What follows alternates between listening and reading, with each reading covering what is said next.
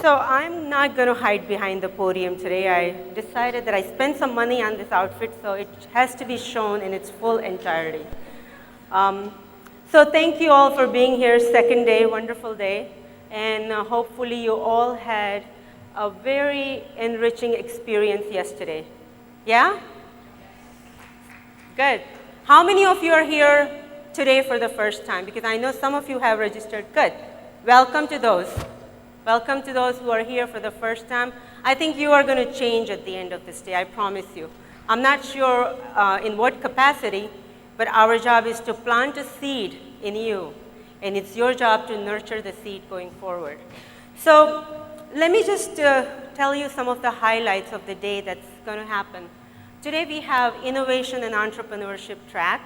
We have Unleash the Power Within. What a great topic, right? And that comprises of everything that us women do, professionally, personally, and just engaging, being a volunteer, being a mother, being a sister, being a wife, many roles we play. So that track really goes much deeper than what we are able to get to, the depth we are able to get to in our day-to-day life. So please attend some of those sessions. We also have workshops. We also have some technical topics like mobile and cloud computing by Mr. Guru Raj, workshops on innovation, but also there is a signature event happening this evening at 5 o'clock, Women's Entrepreneurship Quest. And a team of people have worked very hard to put this event together. So I know it might be difficult for some of you to stay a little bit longer, but I really highly encourage that you guys take the time today, because we are not going to be up here for another year. So I think you can give me a few more hours of your time, yeah? So in that entrepreneurship quest, there's 6 amazing finalists out of 63 entries we received are going to pitch their idea in front of live judge, 10 judges with the audience like yourself. And out of those 6, we're going to have 1 finalist who is going to, among many other prizes, going to win a grand prize of 5 lakh rupees to get them started. And I think that's a really amazing way to tell them thank you for being one of a kind, thinking of an idea and actually having a courage to do something about it. So I hope you guys can attend the session. And at 6:30, which is the best part for me for this conference, is the conclusion of the conference. I hope all of you guys can stay. We're going to have a DJ. We're going to have a little bit of dancing, a little bit of drinking, and a lot of food. So stay and help me celebrate all of us together. I think I'm just going to take a few extra minutes to say something that I am more passionate about since I started at Anita Borg 7 months ago. And I'm going to be reading some of these things from my notes, so I hope you don't mind that. So someone asked me just last week over an email, a person I didn't even know, I've never met, said, what would you say to this smart, amazing, incredibly dedicated, passionate group of technical women that they don't already know? I thought about it, and I said, I don't think I can figure out what everybody knows or everybody doesn't know, but I'd like to say something that I wish I had known earlier in my life. And I'm not going to go about telling you how important it is to, take risks, be courageous. I think all of us heard that, and all of us agree that we need to be uncomfortable, in Nora's words, to move forward. So what I'm going to share with you is a story, because I think stories have a way to relate and communicate no matter what age we are, right? We're always up for a good story. So here is the story. I'm going to put this down for a little bit, because I'm going to try to animate some of the stories, some of the parts of the stories. So there were 4 blind men, and they were really curious about what an elephant looks like. So they said, okay, we've got our hands, we've got our touch senses, so let's go and touch and feel the elephant. So the first blind man touched an elephant, the tail part of the elephant. felt, oh, elephant looks like a rope. The second blind man touched the legs of the elephant. By the way, I don't recommend that you do this at home, okay? The elephants in the stories are much better behaved than in the real world.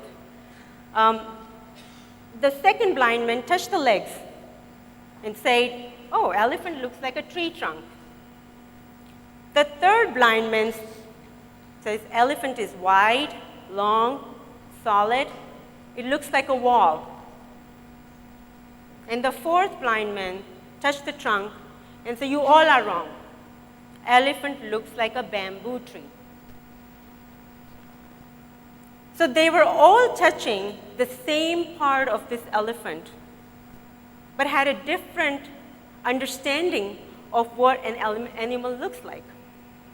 So you might be wondering, what does this has to do with me and this conference? I'm a technical woman. I probably will never touch an elephant like she's telling me to do. Well, how does that matter to me? And I would say it matters. It matters because elephant is like a world of technology. We all are doing, working, innovating, designing part of the technology. And we may never understand what a whole elephant or the technology world look like, but I got to look at my notes. Technology is something that is changing the way we live, we work, we play, we communicate, we heal, we tell stories.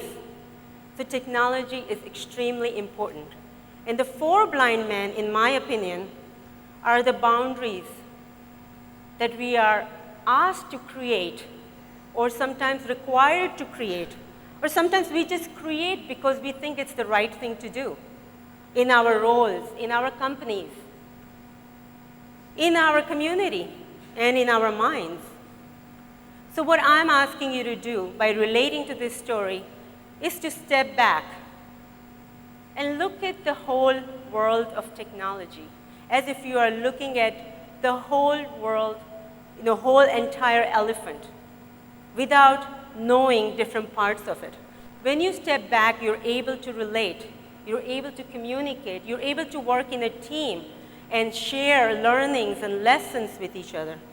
And I think that's what I think sometimes is so difficult when we are in our own companies, in our own projects, and in our own world. We forget that we are all connected. No matter what we do, where we are connected. And the technology is something that connects us. So technology, I'm just going to give you a little bit more on why it's important to me. I'm a mother of two daughters. Priya, she's 20 years old, and Nisha, she's 17. Priya, at this second, she's at an airport in Czech Republic, Prague, all packed up, waiting in a security line to come home after finishing one college semester abroad. In the last 24 hours, she checked online, she requested her veggie meal, she paid for the extra baggage. Yes, she's my daughter, she's got to have multiple baggages to travel with her. She also got a cab with her friend to share to go to the airport, all by using technology, just in the last 24 hours. My younger daughter, Nisha, she's 17, she's at home, she's in 12th grade. She just had her finals, and she's applying to colleges. She's writing her college applications, and she's going to be entering college next fall. And I've been here since Saturday. But since Saturday, I've had many Skype sessions with her, many Join Me sessions with her to understand what her essay looks like. Sometimes she shares with me, sometimes she doesn't. I don't push. But if she says, Mom, do you mind reading my essay? I'm all for it. We've had Join Me sessions looking at her college application. None of this would be possible if it wasn't because of technology. So I am going to ask you guys to really understand the impact that you guys are making by being in the world of technology. And I'm going to ask you to learn to remove boundaries that were either placed on you by you or on you by someone else or some companies. Learn to understand what's important to you, but never forget the big picture, that we all are connected. And technology is this one beautiful gold thread that runs through the sari of our being, our human civilization. There's not a single area where technology have not had an impact.